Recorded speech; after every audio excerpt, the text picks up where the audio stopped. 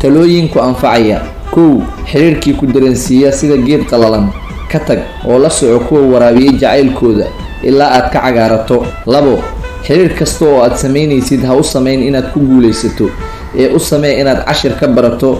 xiriirka nolosha ee ku geeya meel hoose ayaa ah kuwa ugu fiican ee aad ka baran karto waayo aragnimo buuran. saddex labiso jimicso buugaagta maskaxda kordhiya dooro dadka kuwa maanka furan la sheekayso kuwa dhaqamada xunxunna ka dheerow.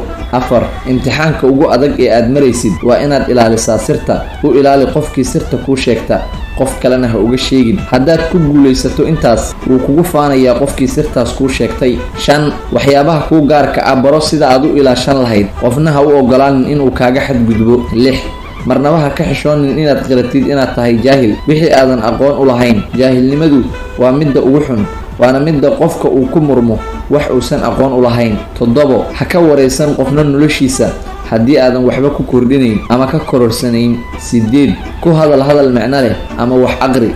taygaaga quruxda badan saacadaada qaaliga ah iyo gaariga aad ku faanto midoodna ma qarin karo jahligaaga. sagaal ku dadaal inaad dadka gacan qabato khayr iyo samaanna u rajaysid intii aad awoodid. qofka oo naftiisa wanaag un la doona waxa ay caddaynaysaa inuu yahay qof aan xasiloonayn. toban haddii aad doonayso inaad nolol farxad leh ku noolaato noloshaada ku xir himilo iyo yool ee ha ku xirin shakhsiyaad iyo wax la mid ah.